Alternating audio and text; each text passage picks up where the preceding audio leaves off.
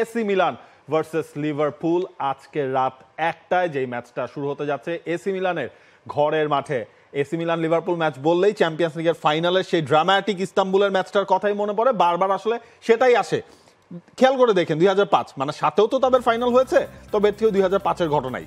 দেখেন এই দুই দলের চ্যাম্পিয়ন্স লিগ যদি আপনি হিসাব করেন 7টা আর 6টা 13টা চ্যাম্পিয়ন্স লিগ এই দুই দলের মধ্যে আছে, এবং সেই 13 চ্যাম্পিয়ন্স লিগ উইনার যখন সান সিরোর মতো জায়গায় জিউসেপে মিয়াজ্জা স্টেডিয়ামে নামে রাত 1টায় চ্যাম্পিয়ন্স লিগের ফ্লেভার, তখন সেটার একটা আলাদা উন্মাদনা থাকে। এই ম্যাচের আগে তো ভার্জিল ফন ডাইক বলে দিয়েছেন চ্যাম্পিয়ন্স লিগের থিম সংটা তাদের কানে বাজছে।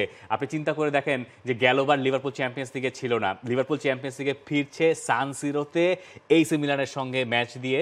2005 আর 7-এর ফাইনালের কথা আপনি বলতে পারেন। 5-এর ফাইনাল আপনার বেশি পছন্দের? অবশ্যই 5-এর, তাই না? 5-এরটা মানে ধরেন অ্যাজ এ নিউট্রাল ফ্যান হিসেবে 5-এর ফাইনালটাই আপনার কাছে সবচেয়ে ইন্টারেস্টিং মনে হবে। মানে সম্ভবত চ্যাম্পিয়ন্স লিগ ইতিহাসের সেরা ফাইনাল। এক্স্যাক্টলি, মানে ফার্স্ট হাফ শেষ হলো আপনি ধরে রাখছেন যে হচ্ছে সেখানে এসি মিলান জিতবে, এরপর কোথা থেকে লিভারপুল 3টা গোল করলো, তার পেনাল্টিতে যে শেষ পর্যন্ত তারাই জিতলো, এরপর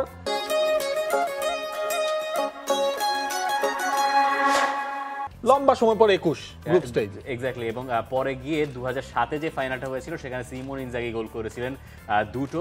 সিমোন ইনজাগি বলছি, সিমোন ইনজাগির ভাই আসল ইনজাগি, তিনি গোল করেছিলেন 2টা।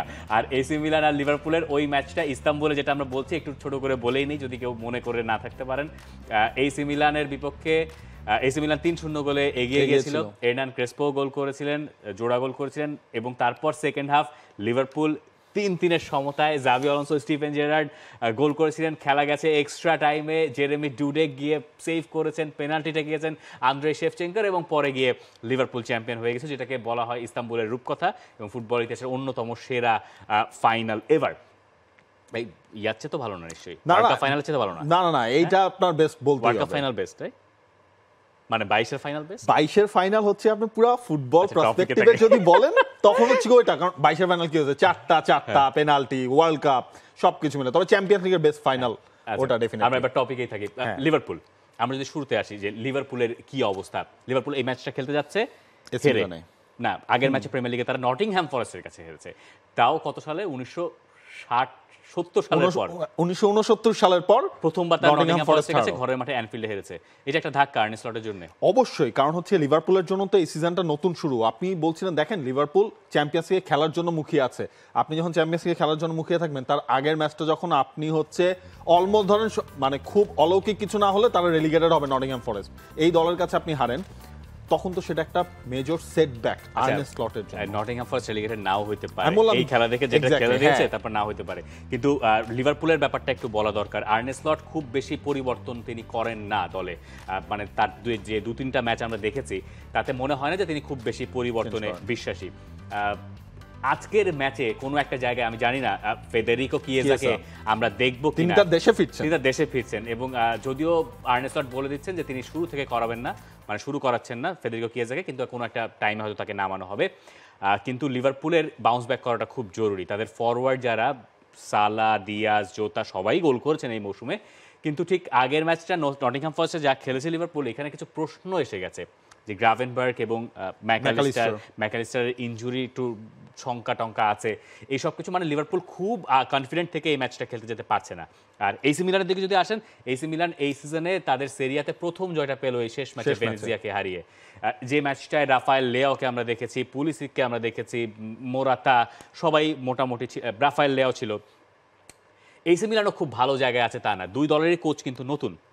এক পাশে আর্নে স্লট যেমন এসছেন, অন্য পাশে পাওলো ফনসেকা এসছেন, দুজনেই নতুন দল বুঝে নেওয়ার চেষ্টা করছেন। আর্নে স্লট যখন খুব ভালো শুরুর পর নটিংহ্যাম ফরেস্টে খেই হারালেন, আর পাওলো ফনসেকা তখন খারাপ শুরুর পর বেনিতেজের কাছে হেরে জিতলেন, মানে গ্রাফটা দুই রকম হয়ে গেছে, সাইন কার্ভের মতো। হ্যাঁ, আর মানে এসি মিলানের ক্ষেত্রে যেই ব্যাপারটা খুব মানে গুরুত্বপূর্ণ হবে এই ম্যাচে, আমার মনে হয় লিভারপুলকে তারা লং বলের দিক থেকে, লং বলে যখন এসি মিলান খেলে ওই পজিশনটা তারা যাতে না হারায়, বল পজিশন হারায় ফেললে লিভারপুল যে কোনো সময় আসলে কাউন্টার প্রেসিংয়ে এসি মিলানকে ভালো মতো ঝামেলায় পোয়াতে মানে ফেলতে পারে। আবার এসি মিলানের পরের ম্যাচ ইন্টার মিলানের সঙ্গে সেরিয়াতে খুব কঠিন একটা সময় এসি মিলানের জন্য। এবং দেখেন এসি মিলানের এই দলটাকে অনুপ্রেরণা দেওয়ার জন্য তাদের ট্রেনিংয়ে জলাতান ইব্রাহিমোভিচ গিয়েছিলেন। উনি লাস্ট যে ট্রেনিং সেশন সেখানে ছিলেন, হয়তো বলেছেন চ্যাম্পিয়ন্স লিগ জিতে নাও। ইব্রাহিমোভিচ তো মানে এসি মিলানের পার্ট, মানে তিনি এখন ক্লাব কর্তা, এটা দেখতে কেমন অদ্ভুত লাগে। মানে এটাই, মানে ট্রেনিং এ ধরেন উনি পাশে বসে আছেন এবং তার আগে জানেন একটা রাজনীতি চলতেছে, মানে অনেক সময় শোনা যাচ্ছে যে পাওলো মালদিনি আবার ফেরত আসতে চান এসি মিলানের টেকনিক্যাল ডিরেক্টর হিসেবে। জলাতান ইব্রাহিমোভিচের রোলটা তখন কি হবে? আর এই এসি মিলানের মালিক হচ্ছে রেড বার্ড কোম্পানি, তারা আবার মালদিনির সঙ্গে তাদের দূরত্ব, তারা জলাতানকে কাছে অনেক কাহিনী হয়ে যাচ্ছে। দেখা যায়, প্রেডিকশন দেন না। এদিক থেকে মনে হচ্ছে match AC Milan Liverpool match draw, আর Real Madrid Stuttgart Real Madrid জিতবে, অন্য পাশে ড্র হইতে পারে, দেখা যাক। আসলে আপনার প্রেডিকশন কি সেটা জানতে চাই আমরা, কমেন্ট সেকশন তো খোলাই আছে।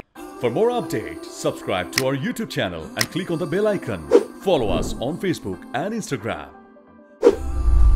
Download T-Sports app to enjoy exciting games and highlights.